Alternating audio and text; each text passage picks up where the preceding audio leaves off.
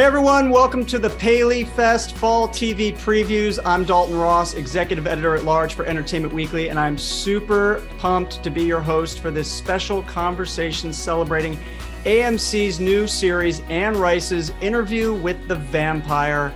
And before we go any further, we'd like to extend a big thank you to Citi, the festival's official card and official sponsor, for their help making this program possible.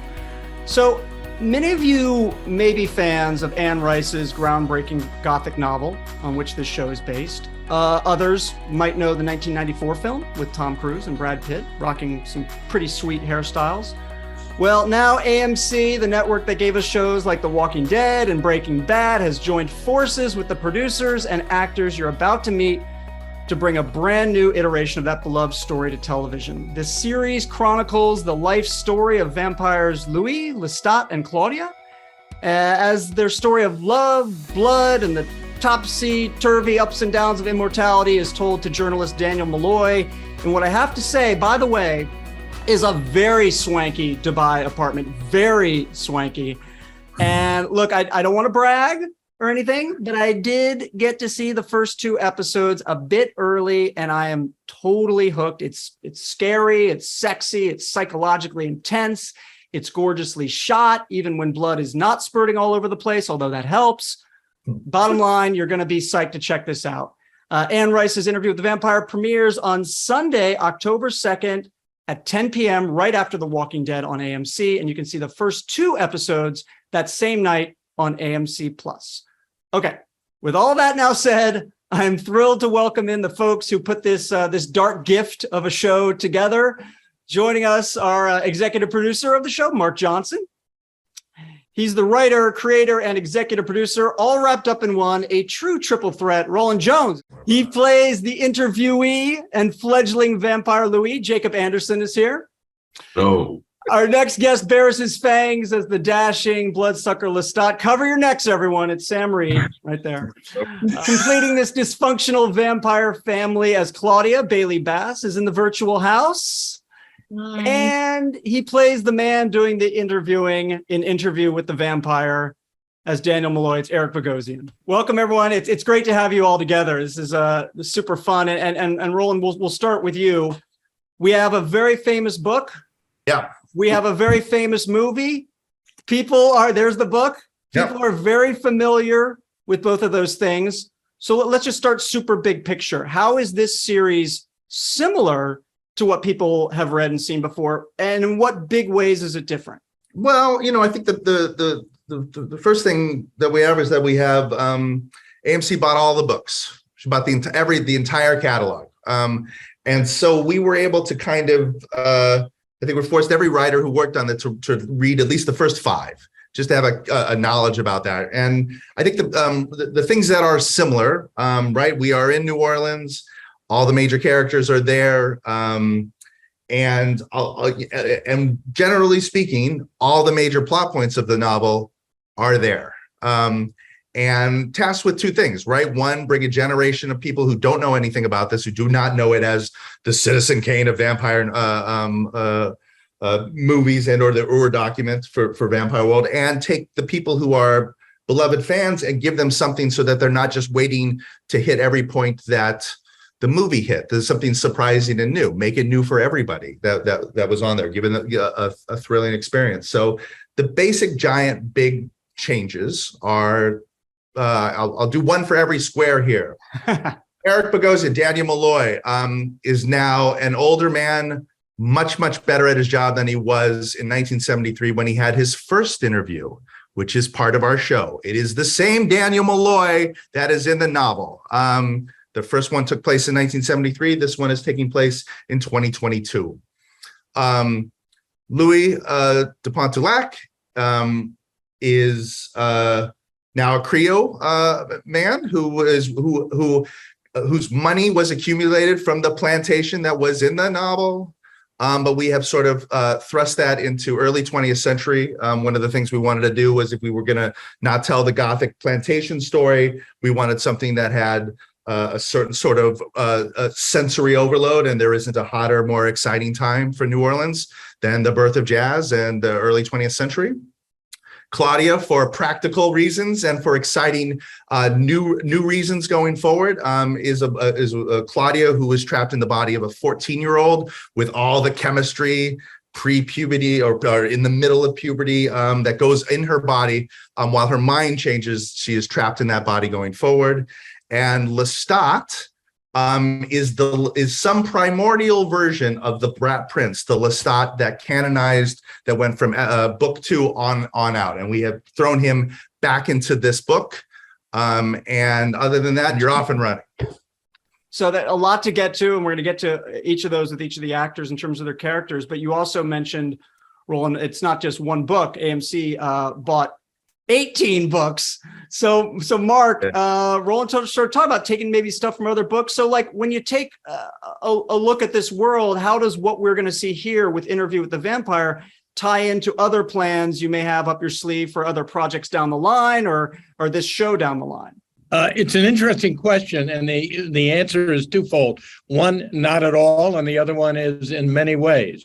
Anne Rice she has themes, she has characters, she has stylistic flourishes that connect all of these books. I think it's very hard to pick up an Anne Rice book and not 15, 20 pages in know that it's Anne Rice. And I think that's how these various series will be connected. They're all under that umbrella. At the same time, there's no need to overtly connect them. So we're also shooting at the same time right now, the Mayfair Witches. Well, at first glance, they are not connected. That's not connected to Interview, but you will see beyond just the Easter eggs, of which we will have plenty, that there are, as I say, the world is connected, the characters are connected. I think it's all of her stuff is about transformation of different kinds and acceptance. And quite frankly, I hate to use the expression, but very acutely about the human experience. I mean, Jacob and Sam, I feel like the show would not work unless the chemistry is there between Louis and Lestat, right? Like there's a lot riding on that. So how did you two form this immortal bond, if you will, during filming, knowing how important it was? We just spent a lot of time together, even when we didn't need to. Yeah. I don't know. Like, how would you put that kind of thing into words? I really love Sam. I like spending time with him. I like working with him. I find like the way that we talk about like what we do. Like, we're not just talking about what we're doing all the time, but just like, I think we have like a similar language. I don't know. It's like, how do you describe a vibe? Sam, how do you describe the vibe? I mean, I think it's the work, the world, and the characters are so extreme, and it's quite an intense thing to do. And I think we lent on each other a lot throughout the process, and we're very grateful, I think, for the friendship that we had built to be able to get through 6 months of night. Or 5 months of night, however long it was, some pretty intense scenes, and to have someone that you can kind of look across the room and have a giggle, a private giggle, and get on with your job, and debrief with at the end of the day is invaluable, because chemistry with actors, I think, is a complicated beast, because it is our job to manufacture it, really, but when you don't have to, and it just comes naturally, it makes everything so much more easy and enjoyable. And particularly when you're, nude and bleeding, and you're really happy you have a buddy. Yeah, these circumstances. Yeah. Coffin for two. So yeah, I was saying that the Entertainment Weekly suite when all you guys came through for Comic-Con out at the Hard Rock Hotel, and I mean, like, I was watching you all interact. I mean, Bailey, break it down for me. These two, do they have a super bromance going on? Like, what is happening? They're best friends. They really are. It's really precious. So look at Jacob's face. They are. My best friends, Sam. Yeah. They are. I have to say, I have to throw in, I have two sons who are roughly the age of these guys. And we all went over to Comic-Con, us three, and walking around. And it was like being with my kids. I mean, it was like the two of them are just like together getting into everything. And I'm like following them around like, wait a second. Let me catch up with you there. But I didn't really get it when I first got to set. I didn't understand what was going on with these two guys because they were so happy and they were so tired and they were so bonded. And I was like, what dimension have I entered here? But it's sweet. It's sweet. Jacob, one way in that the series is different from the source material is that this show does not shy away at all from how Louis' race plays a big factor in this new story. Tell me about leaning into that new aspect of the character in the story. I don't really need to lean, for one, because it's experiential. It's like there is a lot that I have in common with Louis, and a lot that I think quite often when you're adapting literature, particularly like really beloved classic literature, I think sometimes you can fall into the trap of like, well, we need to make this visually reflective of society, which is really important. And that like the importance of inclusion is absolutely not lost on me. But there's just like a different flavor, just like it's such a relief to know that it's baked into what you're doing, that it's not, this wasn't like colorblind casting. And I think it gives Louis and Claudia so much more to, I want to say play with, but also it just imbues like all of the melancholy and all of the dread and the grief and the trauma that Louis is carrying in his body. It's all kind of heightened a little bit more by how he's perceived by the rest of the world, or certainly by like the Caucasian world. It's so key to the development of the story, and there's so many scenes I wish I could specifically ask you about, but we got to let people see that for themselves as it sort of unfolds.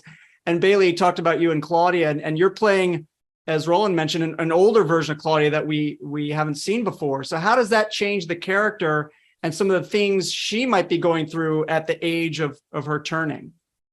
Although Claudia is older, it's the same essence that I feel and read in the book. It's, she's fiery, she's fierce, very feral a lot of the time. Claudia, her kills are very, very dramatic and just off instinct. But I always say it's a dream role because I got to experience all these emotions because Claudia feels so deeply. And that's part of her being 14 and stuck with all of these emotions, and all of these chemical imbalances that a 14-year-old would have, but she's stuck with that for the rest of her life. So then she is always going off what she feels rather than thinking first, which was really fun to explore. I think one of the things people get excited to see are obviously about vampires or the Fangs. Sam, I need to know what the Fang. I heard you were being like shipped Fangs to try, like they're Warby Parker glasses or something. Like what's that all about? Well, I think because, of all the lockdowns across the world and, like right now what we're doing, I was in Australia when I did my first Fang fitting, and you get like a 3D scan of your mouth done at the dentist, and then they make a mold of your mouth, and then you go through these design processes where they design and print and make and hand paint these Fangs. Yeah, so I've got about four different versions of Lestat's Fangs at home, but yeah, they'll be shipped to me in these little packages. They'd arrive as little taped up boxes. It was like getting sort of contraband. I'd come on and make it. I'd be sending Jacob pictures of like the different versions of the Fangs, and yeah, I mean it's a really fun process. I mean they're cool things. I mean, also in the books, Anne Rice is very clear about the fact that you can't really see the fangs ever on a vampire. They're so small that you can't really notice them unless they want you to notice them. And so we do play into that rule that you can't really see the fangs unless, the vampires want you to see them. And when they really want you to see them, you can really see them. I love, Eric, I love the scenes between Louis and Malloy, and Rolin mentioned it earlier. So how does Daniel, being about 40 years older here than the character in the book, sort of change the relationship? Look, I'm an interviewer, I'm a reporter. How does that change the relationship between interviewer and interview subject? Because he's no longer, the boy reporter. He's a seasoned professional. Well, Louis is not a reliable narrator. Let's just start with that. And the novice interviewer just doesn't have the experience to sift through what Louis is saying and find the nuggets of truth in the middle of all of it. So I bring that to it. Also, the young guy has a very kind of sort of amorphous ambition. It's not really clear. He's young, he's hanging, he's following his intuition on things. But in the meantime, in the 49 years that have passed, Daniel has achieved great success. He's won Pulitzers. He's gone and gotten great stories. He knows how to get the story. He's good at it. So there's this very determined, willing to risk anything to get that story and really get it good. So that's a very different guy. I mean, in some ways, I'm a lot like this character. In some ways, I'm not. I mean, the amount of risk that that Daniel is willing to take to get the story is about a level of ambition that you will see among like war correspondents and war journalists type of people who are right now today are risking their lives to get the story. So that's what he brings to it. There's a lot of other flavors in this thing, which you have to kind of watch the whole season to get all of it. But this guy, Louis, and we didn't talk about this a lot, but Louis knew Daniel when he was young. And that just brings up youth, his own youth, now that he's nearing the end of his life. It's like a nostalgia thing going on there. There's a lot of different colors and flavors that are really great to explore, and were really fun to explore with Jacob. I have to say that Jacob doing the role was a big part of me wanting to do the role, knowing that he could go deep. Some actors are afraid to go there, but when actors are not afraid to go there, it's like flying, and you feel the whole reality fall away, and you're in this zone together. And I felt, because a lot of time I'm listening to him, I felt we went there. I mean, I felt like I was being hypnotized by him sometimes. So I was. Well, if you feel still under your control. The scenes are so tense between the two of you, and you clearly want something from the other person. And so, Jacob, what was it like from your perspective filming those scenes, and Louis' attitude towards Malloy, who he wants to tell his story to, but there's clearly a barrier between these two at the same point, even though there's familiarity? Yeah, I think kind of that was really lovely, Eric. Thank you, for one. And for two, I think something that I love about that dynamic is that it's constantly shifting, and you're not quite sure who's kind of got the best hand as it goes along. And I think it's very clear in the beginning that Louis is holding all of the cards. He's holding all of the cards. He's like, and he's very, I think I said to you at some point, Eric, I was like, oh, but remember that I remember you at a certain age better than you'd remember yourself. Right. And don't forget that. I don't think I said that to you, but that like Louis, that's kind of the part of their dynamic. But there's a thing that happens within the first two episodes where I think Louis has like a slight moment of like, oh, hang on, I actually kind of care about this person. This person is a part of my story. And I think that those moments kind of like happen throughout the season where you see them like dancing around each other. It becomes more of a dance than just like a back and forth. It's not a sparring match. Exactly. Yeah, it's bittersweet. There's something gets turned on between us, and then we fight it, and it goes back and forth. It was great to play. It was really fun. And of course, I mean, when maybe Mark and I are around roughly the same age, but when you get older, you do think back on all the things that happened in your life, and you're kind of wondering, okay, so how many more summers do I have in my life? How many, what happened to all the people I knew in my life? There's a whole different perspective on the way you see your life. And yet here's this vampire who's been living for like 100-something years. What are all the stories that he's seen? What are all the people he's seen? It's like a vibe. It's like a texture that runs behind everything that we're doing in this show of, mortality and life and memory and actually, who are you? You are all these people and things that you've touched and been around in your life. And this is all running certainly through Daniel. And I think it's running through all of them. I mean, in some ways, these other guys are resisting some of that, but it's got to be part of your story when your immortality is a bitch. Well, put that on a T-shirt. I know this from personal experience. It's a tagline on the.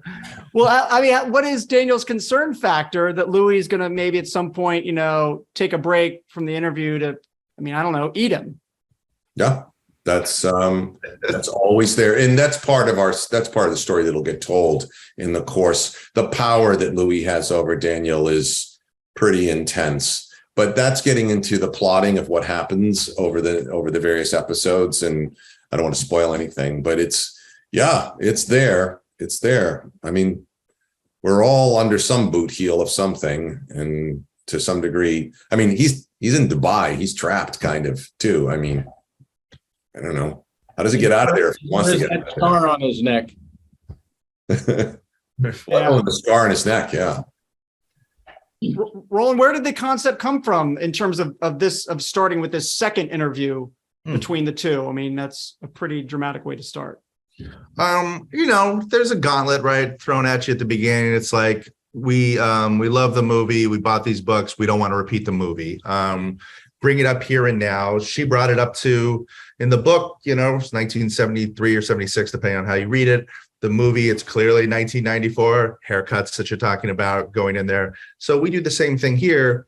I think the framing device works really well for the book and for the movie. When you start looking at 7 hours and having to, over multiple episodes, go back to Dubai, you have to have a compelling reason to go back to Dubai. Something has to be very active in those scenes. And so it just seemed to me to be an interesting thing. It's like, why don't we make him better at his job?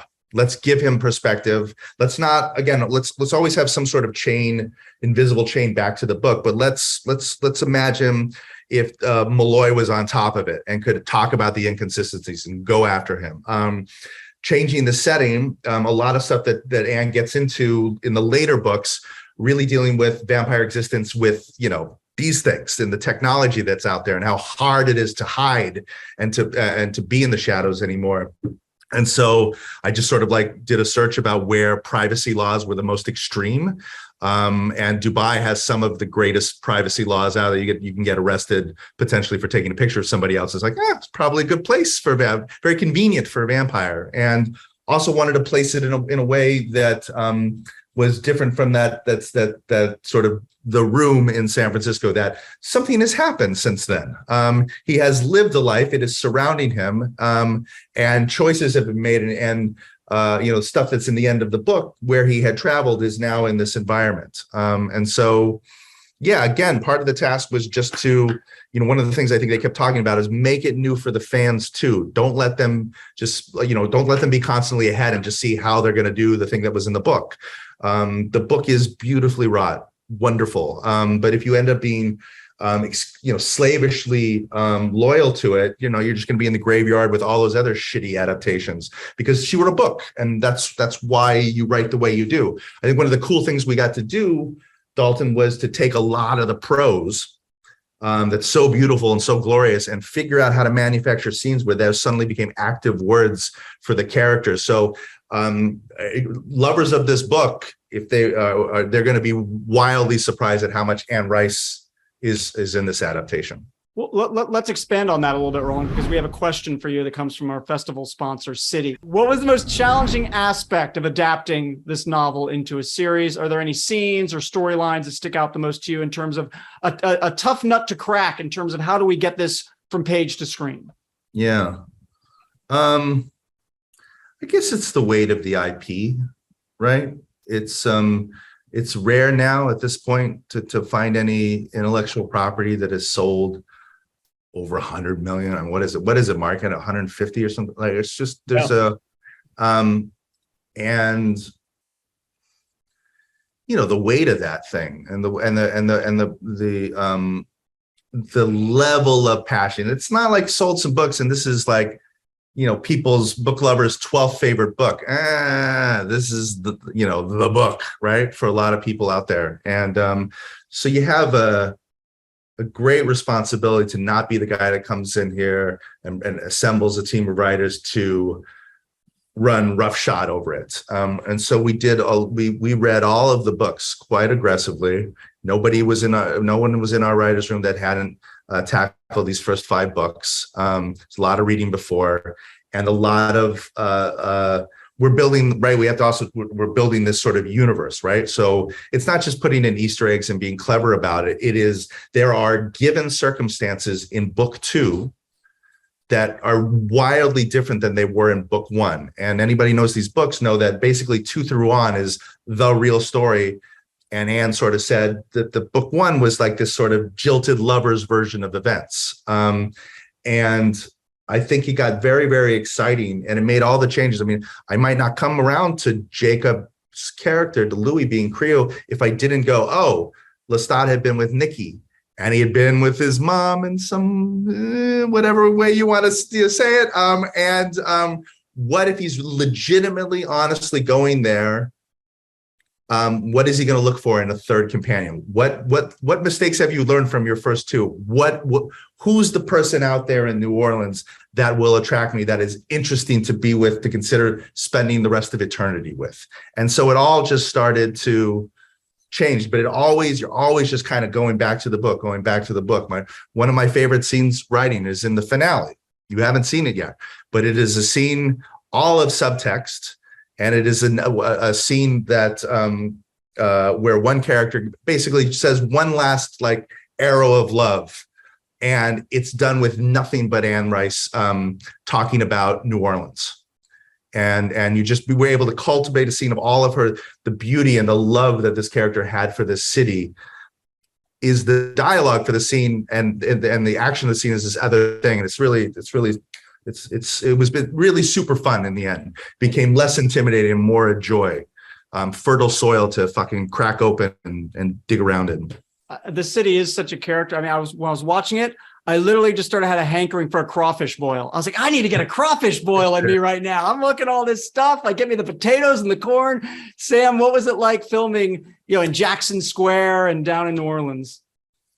I mean, amazing. I mean, it was such a dream. Like, Jacob and I arrived, we just sort of started walking around New Orleans. We'd walk past the house, we'd go over to because we were, filming in the actual house that Anne set these characters, in the books. So we're actually going to the locations that she talks about.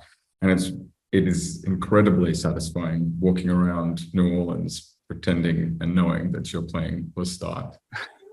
I have to say, the locations are extraordinary. I mean, the city is so seeped into the book and all of her work, and she talks about it all the time, and we just don't shy away from that. I mean, it is a third, fourth, fifth character. And Dalton, the thing you also have to know is to build part of the where we set it in Storyville, which doesn't exist anymore. We had to build a backlot that actually that could fit in when you shot it, and look, you know, in the same way in all these locations that are there in Jackson Square. They built this. It's such a design tribe. They built this thing in between at an old Lowe's between a Taco Bell and a McDonald's, and we shot the hell out of this thing, and how fluidly it sort of merges with the actual locations in the French Quarter and the Marinette and all the other places that we shot in. It's really something else. Amazing.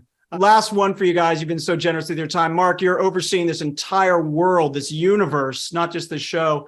Anything else you could say about it? Or any Easter eggs for the Anne Rice fans out there beyond all of the obvious things that they're going to be seeing in this show? Well, I can't tell them about the Easter eggs. It's the whole point of an Easter egg is to hunt and find it. But there are plenty, and there are connections. There's some fun connections, and some somewhat obvious ones, and some very hidden ones. And listen, it's a privilege. It's a real honor to be in this position because Anne Rice has given us so much, and an exploration of people. And you know, I keep saying about New Orleans. New Orleans is a character in this, and New Orleans is in many ways the most un-American American cities, and it a little bit of everything goes, and that's what she embraces, and that's part of not that all of her stories take place in New Orleans, but I think the spirit of New Orleans is in all of her stories. I can't wait for everyone to check it out and see what you guys have put together. Unlike vampires, we're out of time. But I want to. Well done, Dalton. Well done. I couldn't resist, guys. I couldn't. I thought all day. You've been waiting for that. It was good. But I want to thank Rolin, Mark, Jacob, Sam, Bailey, and Eric for hanging out with us here today. This was super fun. I had a total blast. I also want to thank everyone for joining us for this special PaleyFest Fall TV Previews conversation. And thanks again to Citi for their support. You can enjoy more of these programs by clicking the subscribe button below. And just a reminder, if you want to see these folks when the Fangs really come out, the season premiere of Anne Rice's Interview with the Vampires on Sunday, October 2nd at 10 p.m. Eastern on AMC and AMC Plus, immediately following the premiere of a little show called The Walking Dead. Thanks so much, everyone. Have a good one. Thank you. Thanks, Dalton.